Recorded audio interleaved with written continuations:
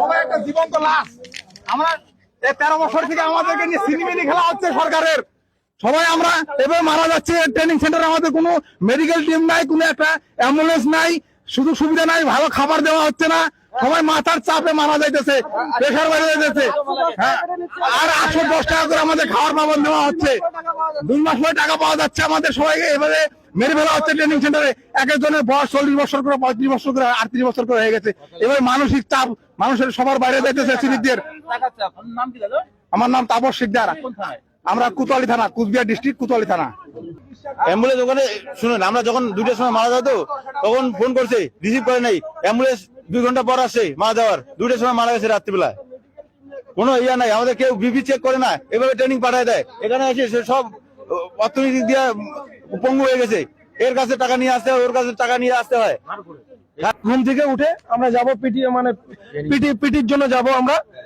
তখন আমরা যাচ্ছিলাম, তখন দেখি হঠাৎ দেখি রুমে চিল্লাচিল্লি হচ্ছে। তো তারপরে সবাই ওখানে যা দেখি যে 10 নম্বর রুমে একটা আমাদের সিভিক ভাই বন্ধু মাথাভাঙা থানার, সে পরলোক গমন করেছে।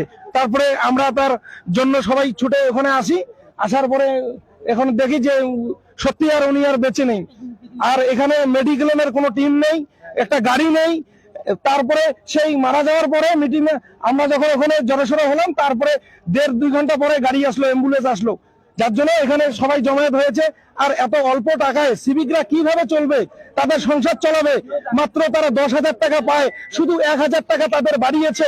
এই যে অর্থ বাজেট হয়েছে এই কয়েকদিন হলো, 5 তারিখে আমাদের জন্য 1,000 টাকা বাজেটে 1,000 টাকা উনি বাড়িয়েছে। তাহলে 1,000 টাকায় আমরা কিভাবে চলবো? ফ্যামিলি কি খাবে, আমরা কি খাবো?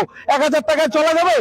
মাত্র এখন 10,000 আগে পেতাম, এখন আমরা 1,000 টাকা পাচ্ছি, বাড়তি পাই নাই। তবে এপ্রিল কবে থেকে দেবে? এপ্রিল থেকে আমাদের কার্যকর হবে 1,000 টাকা। তাহলে 11,000 টাকা দিয়ে আমরা কিভাবে চলবো? আমাদের সংসার কিভাবে চলবে? আর বাড়িতে আমাদের মা বাবা আছে, ঘর সংসার আছে, ফেলে ধুয়ে আমরা এখানে আসি ট্রেনিং এ। তারপরে আসে আমাদের নানান কাজের মধ্যে এখানে মানসিক চিন্তা ভাবনা নিয়ে আসতে হয়।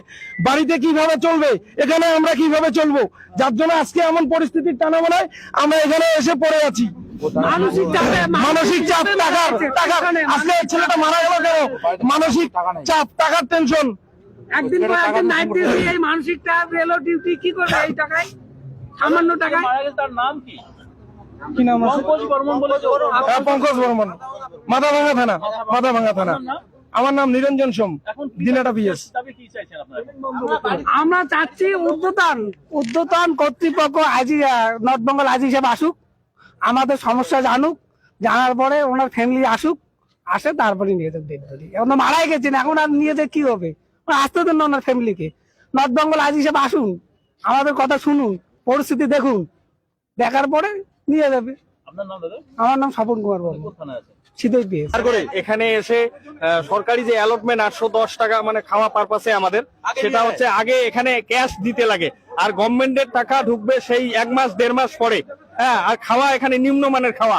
হ্যাঁ, সব এক জায়গায় ডাল, সবজি, ডিমের কি এগুলা দিচ্ছে, সব এক জায়গায় মাইকে, মানে কুত্তার জীবনের মতো খাওয়া খাইতে হচ্ছে আমাদের। হ্যাঁ, আজকে বৃদ্ধ বাবা মা বাড়িতে 10 মাসের বাচ্চা রেখে আসছি আমি। আমাদের খুব অবস্থা খারাপ। হ্যাঁ, আমাদের সব গভর্নমেন্ট দেখতেছে না, আমাদের খুবই অবস্থা খারাপ। দিন দিন অবস্থা আমাদের শেষ হয়ে যাচ্ছে, মানসিক চাপ। হ্যাঁ, আমার নাম নীলকমল বসাক, ময়নাগুড়ি।